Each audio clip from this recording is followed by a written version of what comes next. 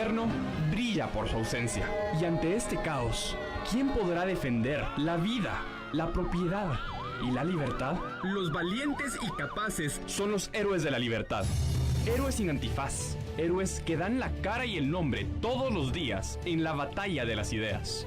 Pero lo triste es que muchos se pierden en el circo y olvidan lo importante, sus seres queridos. ¿Y tú vas a apoyar a los villanos que nos están llevando al precipicio o te convertirás en un héroe de la libertad? Se necesitan más héroes para ganar la batalla de las ideas. Y solo en Libertópolis la estamos dando.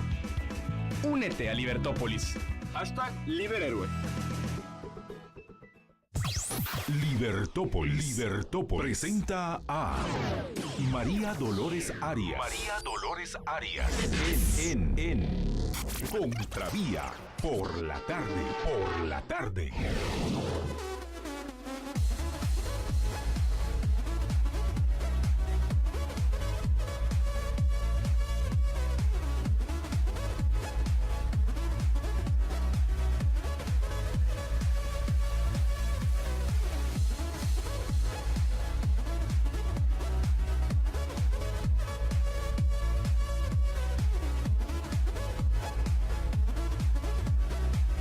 Muy buenas tardes, es un gusto estar con todos ustedes. Arrancamos Contravía PM, les habla María Dolores Arias y en este tráfico bastante complicado hoy en la ciudad, espero que usted vaya con calma, va a llegar a su casa, por favor respire profundo, va a llegar.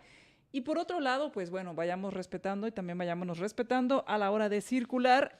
Por favor, hay gente que cree que uno está haciendo fila de hobby. No, no estamos haciendo fila de hobby, mientras que pues tratamos de avanzar y tratamos de circular de forma civilizada. Así que contribuyamos a mantenernos pues tranquilos y mantenernos pues serenos a la hora de manejar. Así que por favor vaya con calma mientras nosotros le estaremos acompañando, si usted nos lo permite, en estas 2 siguientes horas. Vamos a hablar acerca del tema de los fideicomisos y la transparencia. Vamos a hablar también un poco acerca de las comisiones, de la comisión extraordinaria que se está reuniendo con diferentes organizaciones para decidir cómo se regularía el financiamiento electoral. Por otro lado, también vamos a hacer un enlace telefónico con Anton Tursinov para hablar acerca del tema de las elecciones en Rusia. Vladimir Putin vuelve a ganar las elecciones, sería por 4ª vez que gana las elecciones, y con esto es interesante el dato porque con esto ya estaría 25 años en el poder, ya que sería su 4º mandato y terminaría en el 2024 si tomamos en cuenta los 5 años que estuvo como primer ministro. Solo para que se den una idea, el que más ha permanecido en el poder ha sido Stalin, con 31 años en el poder. Así que de esto vamos a estar platicando con nuestro invitado Anton Tursinov. ¿Y cuáles son la orden del día? Muchas gracias a quienes ya se conectan con nosotros a través de Facebook. Muchísimas gracias a facebook.com/libertopolis.com. Bienvenidos. También a quienes nos mandan sus mensajes por el 4585 4280, 4585 4280, también bienvenidos. Y la orden del día para hoy en el Congreso, para mañana, perdón, para el Congreso, sería, dentro de la orden tienen programado elegir al secretario ejecutivo y subsecretario o secretaria ejecutiva de Conamigua. Recuerdan, hace ya más de un año se había elegido, se presentaron unos amparos en contra de la elección y pues quedó sin titular. Y ahora se estarían nuevamente pues haciendo todas estas reuniones para poder elegir. ¿Y quién más? Bueno, pues también estaba la citación, y digo estaba porque en otra nota que les voy a estar comentando, estaba la citación al Procurador de los Derechos Humanos a raíz de un amparo que otorgó la Corte de Constitucionalidad a 3 diputados, pues ya el señor Jordán Rodas no se presentará en el Congreso. Este amparo fue interpuesto por Sandra Morán, Leocadio Huracán y Erwin Álvarez, en el cual pues solicitaron este amparo a la Corte, ya que argumentan que el artículo 32 de la Constitución establece que la citación a funcionarios públicos se debe constar o se debe hacer con un objetivo expreso, y que la citación que se había girado para Jordán Rodas, pues no tenía ningún objetivo específico y por consiguiente pues no procedía. Así que la Corte otorga este amparo provisional a estos diputados para que entonces pues no acuda el Procurador de los Derechos Humanos. Y ya tengo en línea, ¿ya está en línea? Sí, ya está en línea nuestro invitado, Anton Tursinov, con quien vamos a platicar acerca de las elecciones en Rusia. Para que nos cuentes, Antón, ¿cómo estás? Primero, muy buenas tardes, bienvenido. Buenas tardes, María Dolores, y a todos los oyentes. Muchas gracias por tomar la llamada y hablar un poco sobre lo que sucede en Rusia. 4 años ya, no 4 años, 4 veces que se reelige el presidente Putin. Según la información, pues fue con una amplia diferencia y ahora estaría en el poder hasta el 2024 y con esto sumarían pues ya 25 años en el poder. Y, lo curioso es que desde la revolución de 1917, hace 100 años ya, casi un poquito más de 100 años, Putin es el gobernante que más tiempo ha estado en el poder dentro de la Unión Soviética primero, después Rusia. Pues prácticamente ya son 18 años y la Constitución rusa establece que un presidente puede estar solamente 2 veces consecutivas, lo que significa que después de 2 veces primeras, de 2000 a 2008, Putin dejó el cargo formalmente y estuvo en la presidencia Dmitry Medvedev, su actual primer ministro, mientras que Putin era primer ministro de este plazo. Ahora, la segunda vez que se realice después de 2008, y por el cambio de constitución que hizo Putin, ahora está 6 años en el poder y formalmente pues ya no podrá volver a reelegirse después de 2024. Pero ahorita en estas elecciones que pasaron ayer, con la asistencia de 67% de la población, que es sospechoso, nunca en la historia de Rusia tanta gente ha participado, ganó con 75% de votos. Evidentemente pues no pueden considerarse elecciones democráticas ni en toda regla que deben realizarse. Ese es mi punto. Había según algunas notas que salieron publicadas, había mucha presión por parte del gobierno para que los ciudadanos fueran a votar. ¿La votación el voto es obligatorio o es opcional como aquí en Guatemala? El voto es opcional, es más, está prohibido por el Código Penal obligar a la gente a votar, es decir, no se puede presionar según ley. No se puede chantajear ni se puede utilizar el aparato administrativo para que los votantes vayan a votar. Pero sí, durante los últimos días sí han salido bastantes noticias de que en las empresas estatales, en las universidades y en los colegios, sobre todo en los gobiernos de cada región, sí presionaban, chantajeaban y obligaban bajo el pretexto de bajo la amenaza de despido, de castigo, ir a votar. En algunas regiones, incluso en las urnas, cuando la gente iba a votar, les daban una insignia. Y en las empresas estatales, en muchas, los jefes exigían a sus trabajadores que llevaran estas insignias para mostrar que sí fueron a votar. Perdón. Y ahora, ¿qué es lo que quiere? O sea, al final ya 4 periodos y casi que consecutivos, pero como tú hacías la salvedad, no podía hacerlo porque había una prohibición constitucional, la cual ya tengo entendido que ahora ya no podría volver a postularse. Sí, pues después de estos 6 años ya no puede volver a postularse por un periodo. Es decir, otra vez lo más seguro es que va a dejar a alguien a cargo de la presidencia, como lo hizo en 2008 con Medvedev. Él va a ocupar el espacio del puesto del primer ministro y volverá. Si Putin no va a dejar el poder por ningún motivo, voluntariamente. Para Putin, como para toda persona pequeña en sentido psicológico de la palabra, es decir, llena de prejuicios y, bueno, como un dictador, pues, el mayor temor de su vida es dejar el poder, porque entonces tendría que someterse a la justicia por todos los delitos que ha cometido.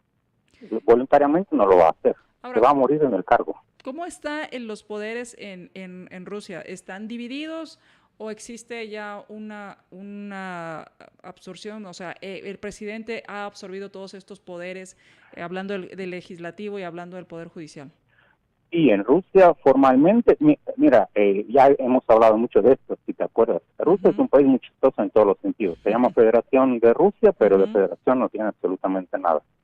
Es una vertical del poder con el presidente encima. En Rusia formalmente la constitución establece que hay separación de poderes, que es un estado completamente democrático y podríamos decir hasta tiene más democracia que en algunos países realmente democráticos, formalmente.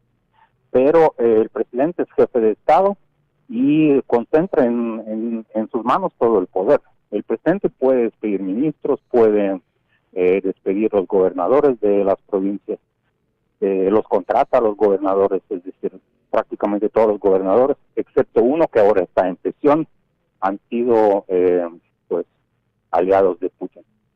Putin puede manipular el Parlamento. De hecho, el Parlamento ya no tiene ninguna función, en realidad.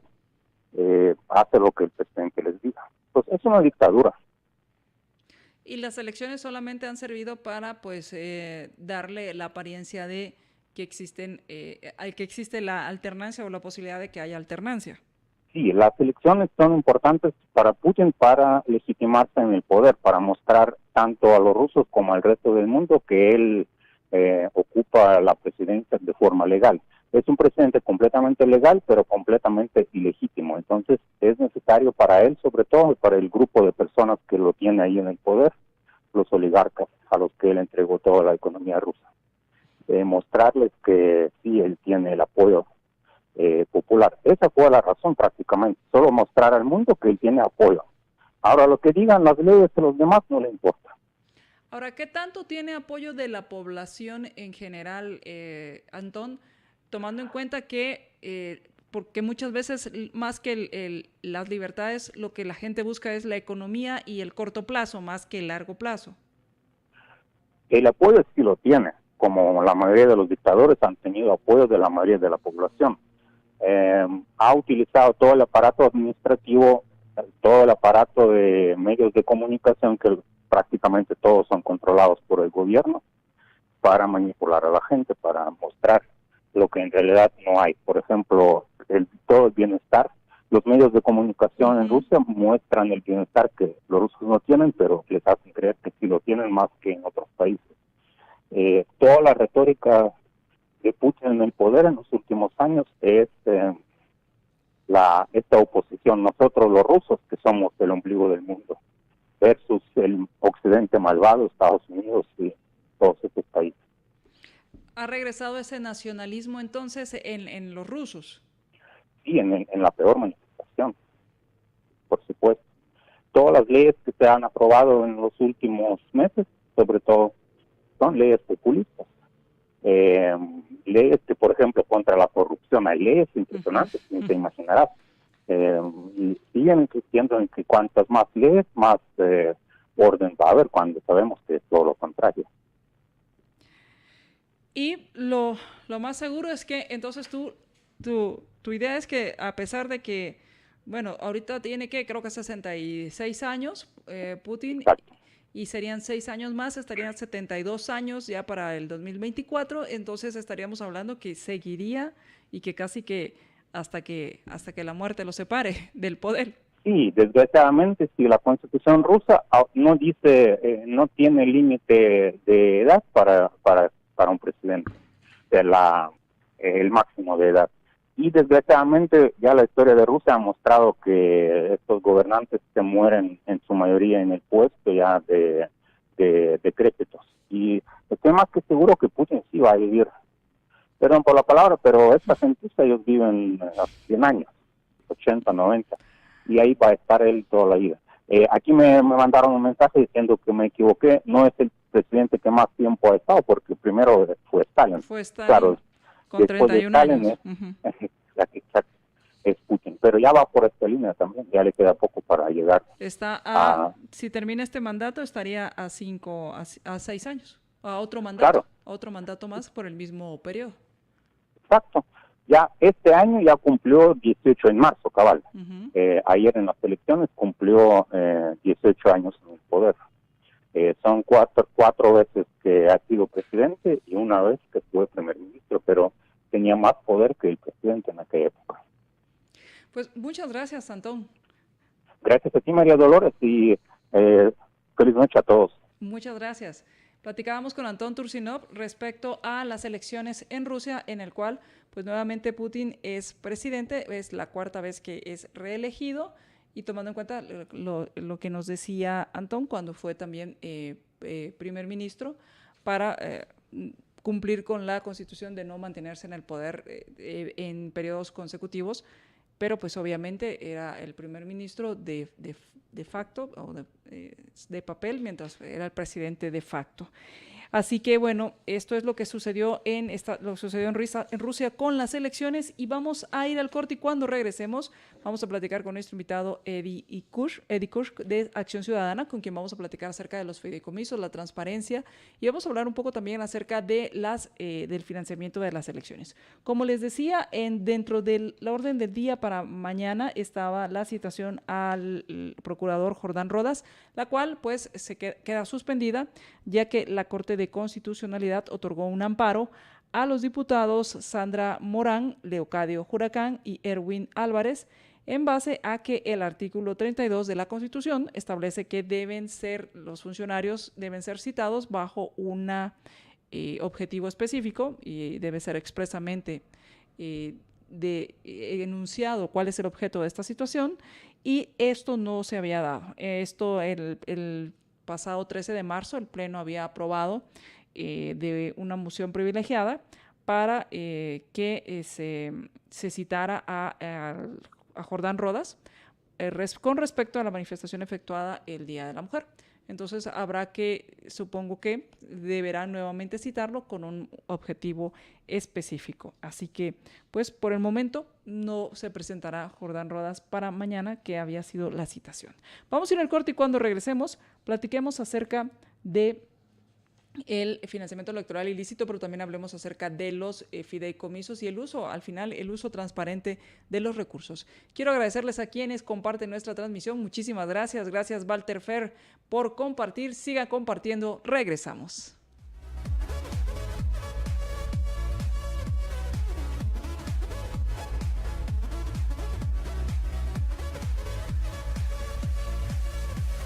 Estás escuchando Libertópolis.com. Ideas con valor. Samboricé mi oficina con los nuevos pisos de Samboro y el rendimiento de mis colaboradores aumentó. Ahora se respira un ambiente más agradable. Samborizar es imprimirle tu estilo y elegancia al lugar de trabajo. Samborízalo con Siente el crunch en cada mordida con la nueva receta extra crujiente de pollo campero. Inclúyela en tus menús y combos. Llama ya al 1777. Sabor Campero. Soy Van Trapp y trabajo por ti. Por eso te traigo estos consejos financieros. No seas víctima de diving. Los delincuentes revisan la basura para encontrar documentos que contengan información de víctimas potenciales y se hacen pasar por ellas. Evítalo. Rompe los documentos que ya no te sirven antes de botarlos. Pide a tu banco y a las compañías de agua, electricidad y telefonía que te envíen estados de cuenta o facturas por correo electrónico. Si no recibes facturas en las fechas previstas, llama a tu banco o proveedor de servicios. Soy Van Trapp y trabajo por ti.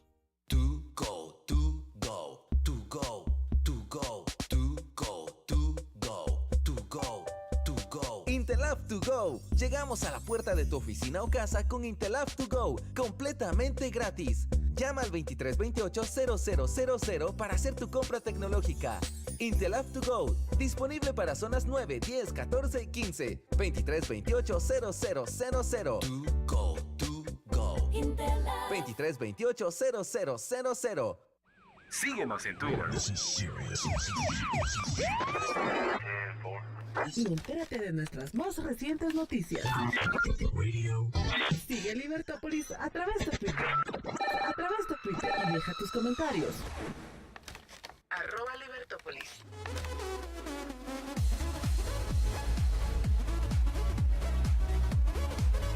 Regresamos a Contravía PM, les habla María Dolores Arias. Quiero agradecerles a quienes ya comparten nuestra transmisión. Muchísimas gracias a Freud Medrano, a Alfredo Champet Palacios, muchísimas gracias también, saludos.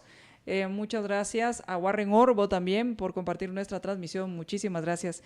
Y bueno, vamos a platicar hoy acerca de dos temas. Me gustaría hablarlo rápidamente. El primer tema, que es el financiamiento electoral ilícito, y después que hablemos acerca de los fideicomisos, y también, bueno, estamos hablando de transparencia. Por un lado, la comisión extraordinaria, una comisión que se nombró extraordinaria para hacer una propuesta que será discutida en el Pleno respecto a las reformas al delito del financiamiento electoral ilícito.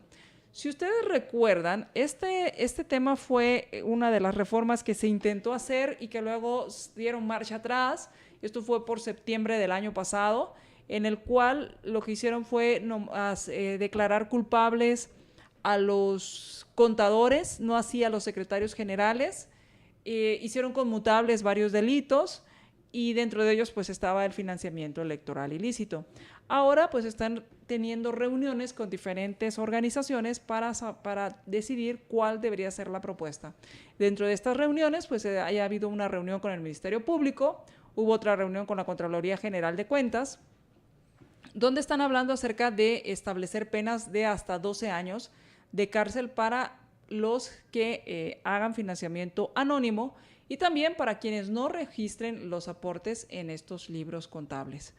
Esto son las reuniones que están teniendo. También se está hablando de 4 a 12 años para quienes reciban financiamiento producto de lavado de dinero y crimen organizado. Mientras que el Ministerio Público también presentó una propuesta en la cual las penas fueran entre 8 años, hasta 8 años, y el punto aquí es que sería de prisión inconmutable. Esto quiere decir que una vez sentenciado no hay forma de pagar una multa por los años o por los días de cárcel. Así que estas son parte de las reuniones. La Contraloría también General de Cuentas está hablando acerca de 4 hasta 12 años, y también se busca que se inhabiliten a personas para que no sean contratistas del Estado, mientras que el Tribunal Supremo Electoral pues está diciendo que mandará la recomendación vía escrita, y el Colegio de Abogados y Notarios de Guatemala pues no presentó ninguna propuesta y dice que en 3 semanas tendrá una lista. Así que esto es lo que se está hablando acerca de este tema. Y respecto al financiamiento electoral ilícito y anónimo, pues aquí uno de los puntos que en lo personal considero es que el motivo de que hayan estos financiamientos muchas veces es o para protegerse de las legislaciones que les puede perjudicar, y por otro lado es beneficiarse de legislaciones que los podrían beneficiar, y también, pues, ¿por qué no hablarlo?, de los contratos. Y esto me lleva también al tema del cual vamos a platicar. Y bienvenido, Eddie, ¿cómo estás? Buenas tardes. Gracias, buenas tardes. Un saludo a todos los radioescuchas. Y el tema del que vamos a platicar hoy es los fideicomisos. Estos mecanismos que se utilizan en el gobierno, y se utilizan mucho en el gobierno, pareciera que para no rendir cuentas. Y me gustaría que habláramos de qué son los fideicomisos y por qué se utilizan fideicomisos en el gobierno. Bueno, el fideicomiso es una figura del derecho privado, del derecho mercantil, en el cual una persona específica que tiene algún tipo de recursos se la delega a otra persona, que es la persona que va a administrar esos recursos con un propósito específico. Lo que sucede en el estado de Guatemala es que se utilizan figuras del derecho privado para la administración pública, lo cual nos lleva a hacer esa crítica, puesto que en el derecho privado tiene sus ciertas regulaciones que se especifican entre privados, pero al trasladarlo al sector público termina siendo hasta cierto punto opaco, puesto que no se permite de una manera adecuada la fiscalización de estos fideicomisos. Dígase que la Contraloría General de Cuentas tiene difícil acceso a fiscalizar estos fondos, a que el acceso a información pública es limitado también hasta cierto punto y que por ser figura de derecho privado tiene ciertas restricciones de fiscalización. Entonces, por eso mismo es que se critica tanto esta figura. Ahora, esta figura, al ser del derecho privado, ¿por qué ve a la luz la parte pública? ¿No existe prohibiciones expresas para hacerlo? Muchas veces los políticos hablan que es más fácil ejecutar los fondos a través de un fideicomiso. ¿Qué es lo que sucede? Básicamente lo que sucede es que hay una falta de regulación de los fideicomisos. Digamos, la ley de contrataciones del Estado establece que pueden haber eventos de compra y de contratación a través de los fideicomisos y que estas deben estar reguladas en el reglamento de la ley de contrataciones del Estado. Lo que sucede es que no hay ninguna regulación sobre eso en el reglamento, entonces no hay una forma adecuada de rendir cuentas, se hace de forma discrecional, pero sobre todo hay que entender la figura que se utiliza, hasta una figura, digamos, perversa en el que se triangulan los recursos. Hay algunos fideicomisos que, por ejemplo, se crean desde las mismas municipalidades, desde las empresas municipales, en los que los recursos son trasladados a esos fideicomisos, estos se trasladan a estas empresas municipales y después estas empresas crean fideicomisos y entonces poco a poco se va perdiendo el rastro del dinero y terminan incluso hasta empresas que están vinculadas a los fideicomisos, que son opacas y que podrían generar hasta posibles delitos y lavado de dinero. Vamos a ver, Edith. Lo que me estás diciendo es, por ejemplo, en el presupuesto hay dinero que va hacia las municipalidades. Estas municipalidades lo que hacen es crear un fideicomiso y ahí depositan ese dinero que reciben, porque al final el dinero que manda la tesorería no lo manda al fideicomiso. No. Lo entrega a la municipalidad, a la tesorería de la municipalidad. Es la tesorería de la municipalidad la que lo manda a este fideicomiso. Y luego, por lo que estoy entendiendo, este fideicomiso lo hace contrataciones con empresas privadas, que a su vez tienen fideicomisos. ¿Es así? Bueno, podría ser una modalidad. La modalidad que yo he identificado en algunos casos es que se reciben los recursos del Estado, de las municipalidades. Las municipalidades tienen empresas municipales, dígase un servicio, por ejemplo, agua potable, dígase transporte o planificación y urbanización, como en el caso de Villanueva, por ejemplo. Y en ese sentido, esta empresa, que ya tiene otras regulaciones, digamos, otra sección, una empresa municipal, crea el fideicomiso. Y entonces ya vemos aquí una triangulación, recursos centrales a municipalidad, a empresa y a fideicomisos. Entonces vemos 4 figuras. Y después estos fideicomisos contratan a través de la ley de contrataciones del Estado, usando a veces el artículo 54, otras veces por medio de concursos desiertos, contratan por excepción. Y entonces no se permite la competitividad entre empresas que quieran ofertar, sino simplemente casi son contrataciones a dedo. Y entonces vemos ahí cómo se va perdiendo el rastro del dinero y qué difícil es fiscalizar, digamos, ya una municipalidad, no digamos una empresa, no digamos un fideicomiso y después la última contratación. Entonces, el caminito, sí, como decimos, seguir el dinero, básicamente, finanzas le pasa a la municipalidad la plata. La municipalidad se lo pasa a las empresas municipales, que podrían ser planificación y urbanización, que podrían ser empresas de agua potable o empresas de transporte municipales. Y estas son las que le pasan el dinero a este fideicomiso que maneja los recursos. Y es aquí donde el fideicomiso es el que hace las contrataciones. Sí, así es. Y entonces, la forma de darle seguimiento a esto es complicado. Es difícil. Ahora, porque también los fideicomisos se basan en reglamentos o en leyes que protegen la privacidad porque están hechas para instrumentos privados. Así es, así se había manejado durante mucho tiempo. Ya hace unos pocos años empezaron las reformas a la ley de contrataciones y también la ley de acceso a información pública ya permitieron un poquito más de fiscalización. La postura de la Contraloría General de Cuentas ha sido fiscalizar. De hecho, tienen denuncias por temas de fideicomisos. Si analizamos, por ejemplo, el último informe de la Contraloría General de Cuentas, ya aparecen denuncias, incluso penales, en contra de fideicomisos que en este momento se encuentran bajo investigación. Y en ese sentido, al menos yo vi en un recorte de prensa libre, se ve una gráfica en el que el repunte del uso de fideicomisos se dio desde el año 2012, llegó a un tope en el 2014 y fue disminuyendo en 2015 y 2016. El analista que planteaba esta gráfica indicaba que el repunte se dio porque en el gobierno de Otto Pérez Molina se abusó del fideicomiso.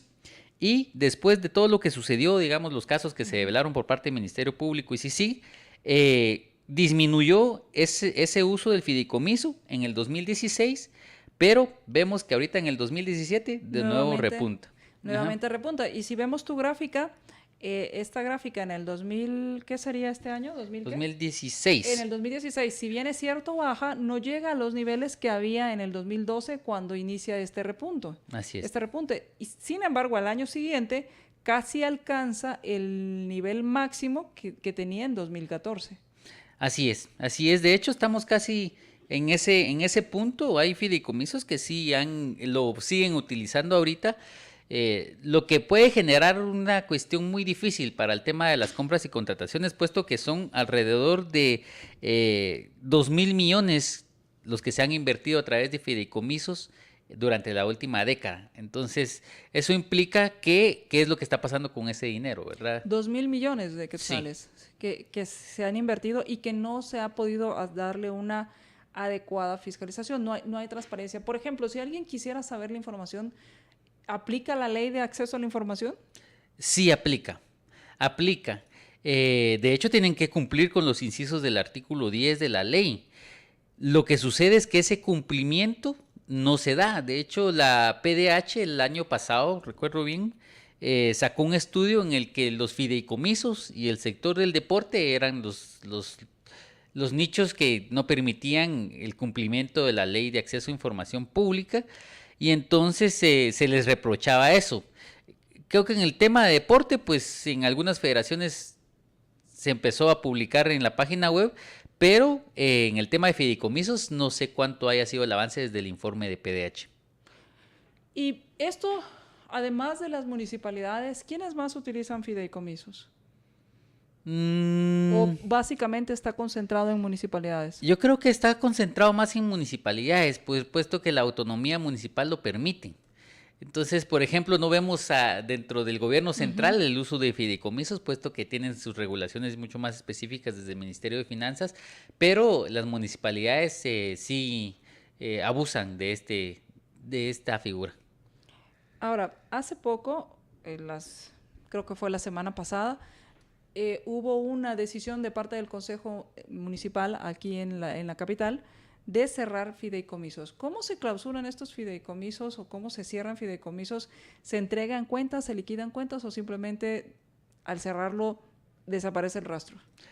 Bueno, por eso son figuras privadas, son contratos y por ser contratos tienen que liquidarse de una forma contractual. La cuestión aquí es que hay pagos de proveedores, hay dinero que está pendiente, deudas, contrataciones pendientes y también ver si el objetivo del fideicomiso se cumplió, ¿verdad? Porque el fideicomiso tiene que tener un objetivo y si no lo cumplió, también ver qué es lo que está pasando con esas liquidaciones.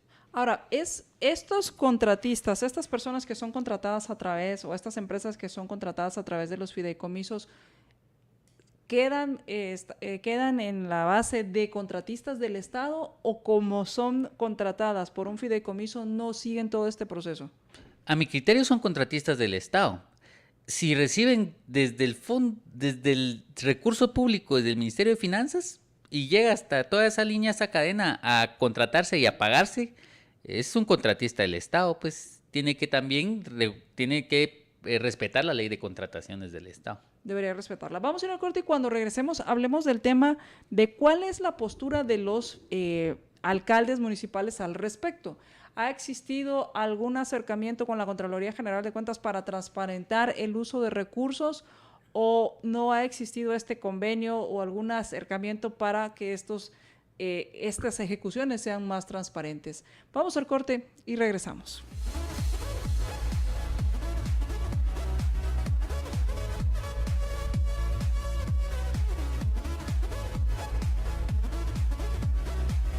Ahora puedes ver todos los programas de Libertópolis por Facebook Live.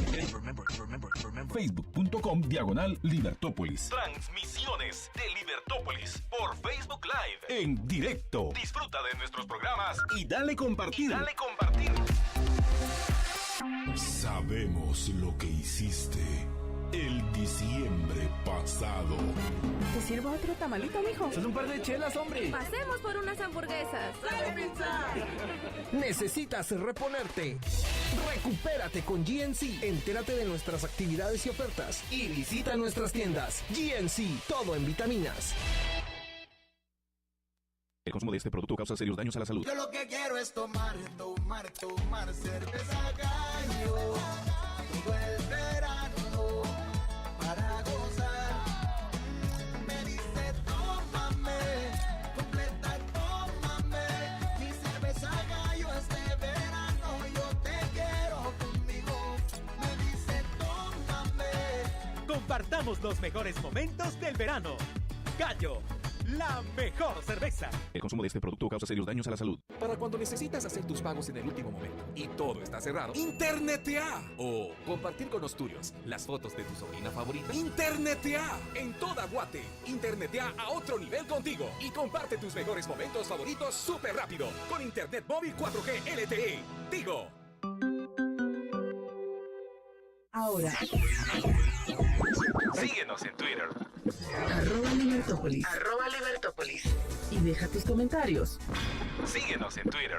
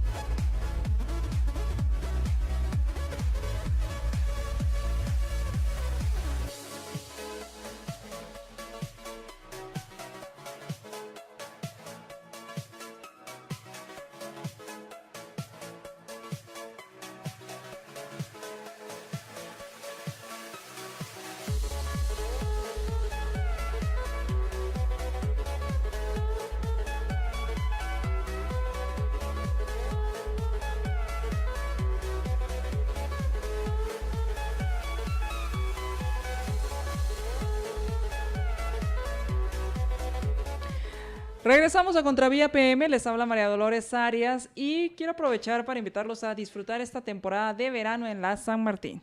Ahora cuentan con pan con loroco y queso crema. Se ve fabuloso este pan con loroco y queso crema. A mí me encanta el loroco y cuando empieza la temporada de loroco soy muy, muy feliz y qué mejor que ahora poderlo también disfrutar con queso crema. También cuentan con torta de queso para esta época y festival de empanadas, también panitos de San Antonio y además pues las tradicionales empanadas de leche durante esta época de las empanadas de la San Martín. Así que aproveche, pase y qué mejor, mire, disfrutar de un delicioso y refrescante pie de limón o un pastel de melocotón. Todo esto en la San Martín. Muchas gracias a quienes ya se conectan y están compartiendo nuestra transmisión. Muchísimas gracias. Y estamos hablando acerca del uso de fideicomisos para hacer ejecución, para gastar el dinero de los impuestos. Y hemos hablado de cómo este mecanismo privado se utiliza para la administración pública y esto hace que se dificulte esa fiscalización de cómo se gastan los recursos. Y esto es muy común que sea un mecanismo utilizado por las municipalidades. Y estamos platicando con Eddie Kush de Acción Ciudadana acerca de de estos mecanismos. Y me comentabas en el corte acerca de otra situación que se da en el uso de los fideicomisos, y era el monto de las deudas que contraen las municipalidades. Como municipalidad existen limitaciones. Así es. Lo que sucede es que, por ejemplo, una municipalidad que quiere prestar un servicio, quiere hacer una obra, tiene una limitante dentro del periodo de gobierno del municipio, digamos, 4 años. Pero a través del fideicomiso vemos que esa limitación no existe, puesto que hay contratos de fideicomiso que son de aquí a unos 20 años. Por ejemplo, nosotros vimos un contrato de que fue contratado en 2016, si recuerdo bien, y la deuda termina hasta en el 2036 o 2038. Pero lo que se ejemplifica a través de este tipo de casos es que es un endeudamiento terrible, aplastante para las municipalidades, y que se da mucho en municipalidades grandes. Por ejemplo, el uso de fideicomisos se da, por ejemplo, en la Municipalidad de Guatemala, Municipalidad de Mixco, Municipalidad de Villanueva, otras municipalidades que tienen grandes cantidades de recursos y que comprometen esos recursos a través de los fideicomisos, no solo para el periodo de que están los alcaldes, sino de aquí a unos 20 años, ¿verdad? Entonces eso es un grave problema porque se distorsiona, y efectivamente, ¿cuál es la verificación de esa prestación de servicios o de que esas obras existen? Puesto que habría que ver si verdaderamente se está cumpliendo con ese fin por el que fue creado el fideicomiso. Efectivamente, esta forma de hacer esa contraloría o esa fiscalización, entonces se complica porque, como me decías, la mayoría de estas compras son por excepción. Cuando hablamos de compras por excepción, quiere decir a dedo. No necesariamente. La excepción se da cuando se esquiva la cotización o la licitación. Lo que sucede es que, por ejemplo, hay un caso que se ejemplifica acá en el artículo que yo bajé, que es la construcción del mirador de Mixco, por ejemplo, y ahí se critica, puesto que se declaró desierto. Esto quiere decir, el fideicomiso dice, voy a hacer este mirador. Sí. Y entonces se supone que las empresas que están interesadas en construirlo meten su propuesta. Sí, su oferta. Su oferta. Sí, lo que sucedió es que ahí se declaró desierto el proceso. Y entonces se hace por una compra directa, digamos, porque como no hubo oferente, entonces... Yo decido a quién le compro. Sí. Eso tiene un procedimiento específico, pero obviamente ya no se da esa competencia. Por ejemplo, nosotros que fiscalizamos ciertas obras, nos llama la atención cuando se declara un proceso desierto. Ya hemos tenido experiencia, pues hemos visto cómo es que se negocian ese tipo de fraudes. ¿Por qué llama la atención que cuando se licita infraestructura se considere desierto? ¿Qué es lo que llama la atención? ¿No es común? No es tan común. Bueno, en este estado casi resulta común, es una práctica que se ha dado, pero lo que sucede es que, por ejemplo, se declara desierto por muchas razones. Por ejemplo, hay empresas que sí ofertaron, por ejemplo, pero no cumplían con requisitos, entonces los van descartando. A veces por cuestiones absurdas, por comas, por nombres, por cantidades escritas con letras, por ejemplo, cuando las bases decían en números. Una cuestión tan... de forma y no de fondo. Tan de forma que no creo que afectaría la negociación, el fin de la compra, pues, pero se da uno cuenta dentro de la licitación que posiblemente exista una manipulación. Y en ese sentido, el declarar desierto una contratación cuando se excluye a oferentes de esa forma, es un grave indicio. Es un grave indicio que puede ser investigado. Porque al final lo que se está buscando entonces en este caso sería solo cumplir con el requisito de haberlo licitado. Exacto. Y podría existir el indicio de que ya se haya negociado, ya fuera. Podrían existir operadores dentro de la MUNI o de la institución pública, no estoy señalando a nadie de hecho, pero pueden existir operadores externos también, los oferentes. Habría que ver si los oferentes cumplen con existir, por lo menos. Nosotros hemos visto casos en donde aparecen oferentes que cuando uno llega al lugar de su domicilio comercial y fiscal, hay una venta de granizada, por ejemplo, o no existe, o a veces es una casa o es un terreno baldío, y entonces, ¿por qué están ofertando estas empresas? Y entonces lo que también se busca ahí es que se cumpla con el requisito de que hayan empresas que ofertaron para poder descalificarlas y entonces decir, no hay quien la haga y entonces vamos a decidir nosotros a quién le compramos. Así es. Así es como se llama simulación, digamos, en un lenguaje más burdo, pero ya cuando uno investiga ese tipo de cuestiones se llaman artificios. Son artificios que se dan dentro de las contrataciones para tratar de engañar al Estado. Nosotros hemos visto empresas, por ejemplo, que presentan documentación falsa en una contratación, por ejemplo, un precalificado falso, presentan la constancia de experiencia, por ejemplo, currículums gigantes, por ejemplo, que han hecho obras en todo el país y que son una mega constructora, y a la mera hora no es verídica la información. Entonces, por eso es tan difícil los fideicomisos, porque no solo eso es en contratos de licitación donde aparece todo el expediente de la empresa. Pero ¿qué sucede con los fideicomisos? ¿Cómo le pido yo la información de esas empresas? ¿Cómo puedo yo obtener esa información? Es muy complicado. Porque quien recibe entonces la información son las personas que administran el fideicomiso y esto no es público. Es público, pero no lo cumplen. No cumplen con entregar la información, no permiten a veces la fiscalización de Contraloría. Por eso es que se critica tanto, por eso mismo. La Contraloría General de Cuentas ha hecho un esfuerzo, creo yo, en fiscalizar los fideicomisos. Es difícil, creo yo, para ellos por la operatividad que esto amerita, pero también el tema de cumplimiento de la ley de acceso permitiría que nosotros, ciudadanos, podamos fiscalizarlos de mejor manera. Y a pesar de que lo que tú indicas, Eddie, es que están obligados, no cumplen con esta parte de la ley de acceso a la información al entregar la información de forma rápida y confiable. Así es. Ahora, cuando hacen este fideicomiso en contrata por excepción o hace compras directas, lo que hace entonces es dar este dinero o darles estos contratos a empresas que podrían estar vinculadas a personas que pertenezcan también o al partido o a la municipalidad o incluso al fideicomiso. Sí, así es. Ahí es donde se cierra la tuerca que hablabas hace un momento, pues, o sea, a veces los mismos candidatos que perdieron o las mismas personas vinculadas a las autoridades son las que terminan siendo beneficiadas. Y entonces se da la vuelta porque a través del fideicomiso se logra el tema de financiamiento ilícito. Entonces ya viene ese círculo, es el ciclo de corrupción, así se llama ese ciclo en donde se da este tipo de contrataciones, se abusa, se dan omisiones como de transparencia, de rendición de cuentas, se hace una práctica estructural en el Estado y termina en el financiamiento, ¿verdad? El pago de favores, compromisos adquiridos y sobre todo la extracción de recursos públicos posiblemente.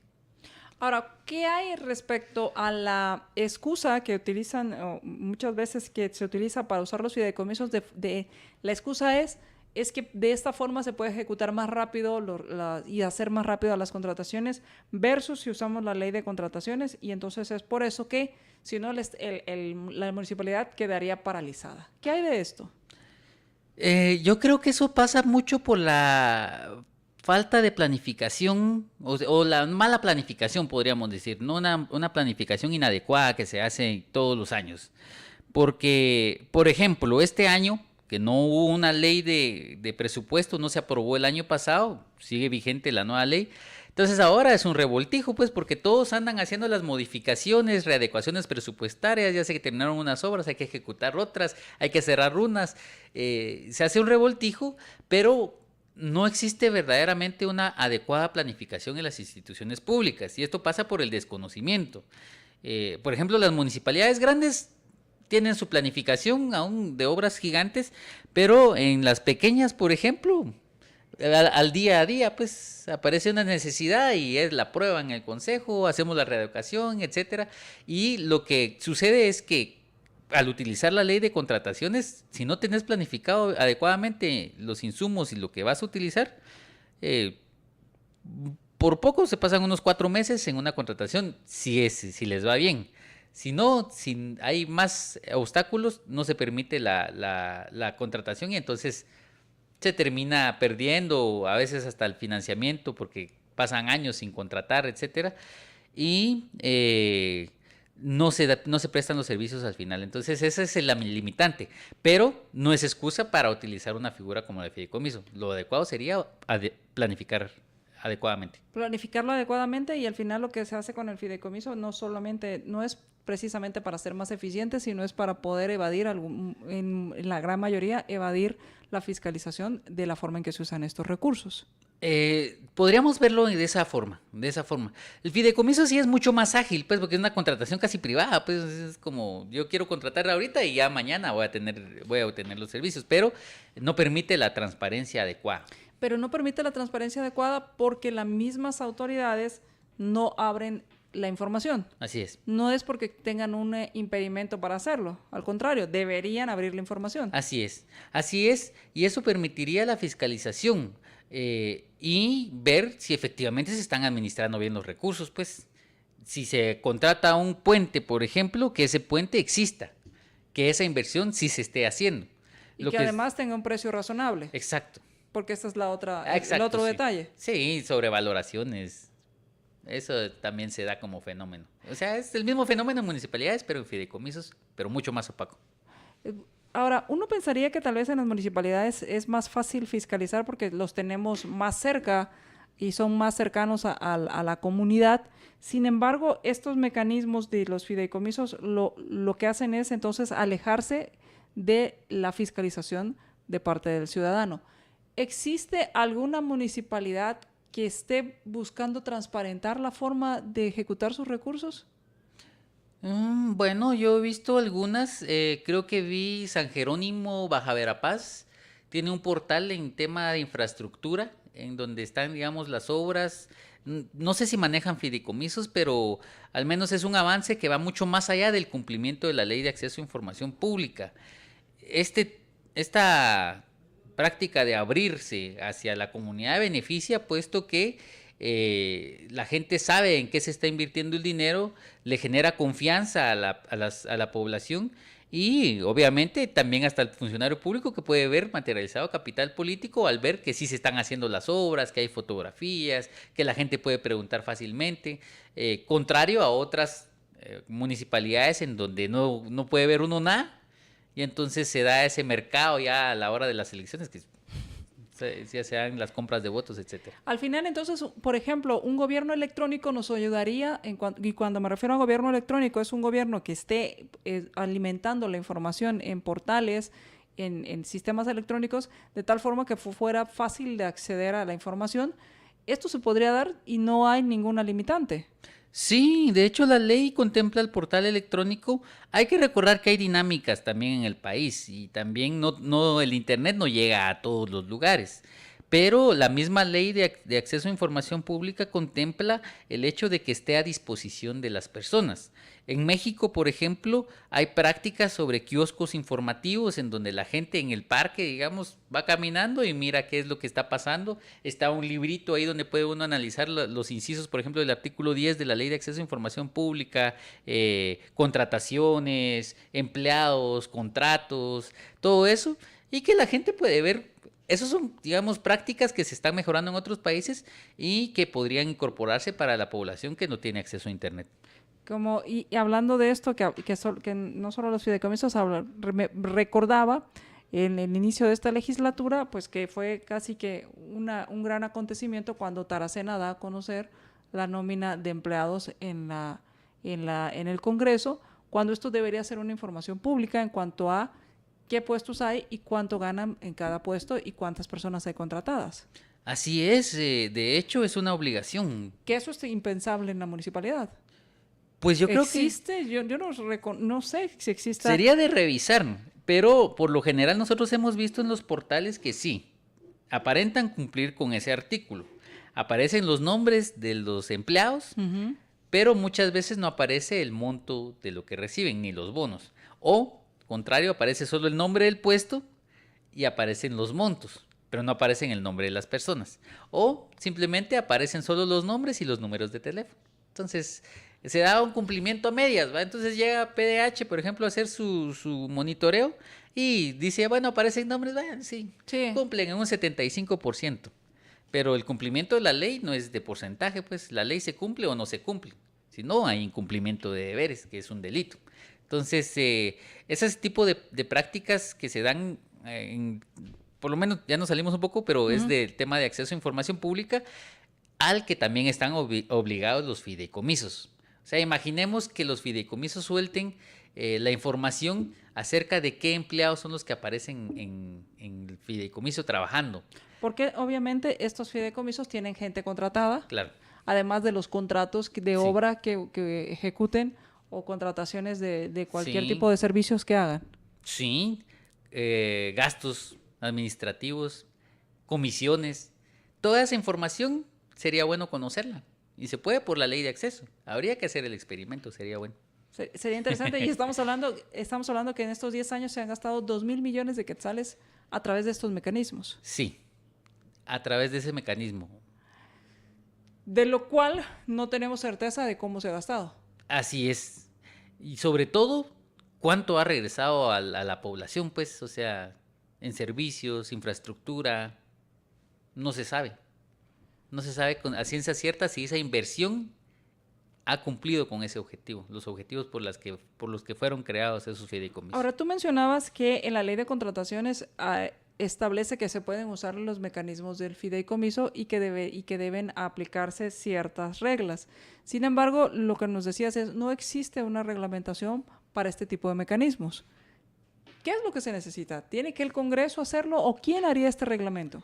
Yo creo que es falta de voluntad, yo creo que pasa, si ese reglamento, creo que pasa por el Ministerio de Finanzas. Creo, tendría que corroborar. Depende cómo está encuadrada la ley, pero en ese sentido es una voluntad política la que tiene que existir. Hay tantas leyes pendientes, hay tanto que está pendiente en el país, y uno de esas es la regulación de fideicomisos. Otra cuestión es la ley de contrataciones del Estado también, que tiene relación directa con este tipo de prácticas que tiene que reformarse. Se hizo una reforma que, digamos, es solo de emergencia, pero en realidad se tiene que reformar de forma fundamental, de forma profunda la ley de contrataciones del Estado para que puedan agilizarse las compras, para que puedan existir los controles adecuados y que sea eficiente el Estado en realidad. Ese es uno de los 3 pilares que se necesitan para un Estado que funcione. Una es la ley de servicio civil, otra es la ley de contrataciones del Estado y la tercera, no recuerdo bien cuál era la otra, pero son 3 los pilares para poder generar transparencia en el Estado.